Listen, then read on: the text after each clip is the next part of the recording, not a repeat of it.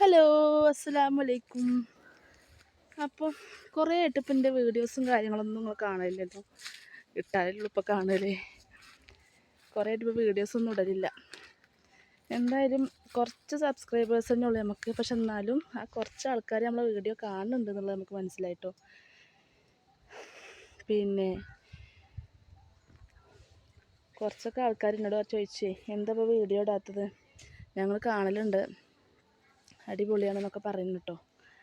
അപ്പോൾ ഒരു സമാധാനം അങ്ങനെയൊക്കെ.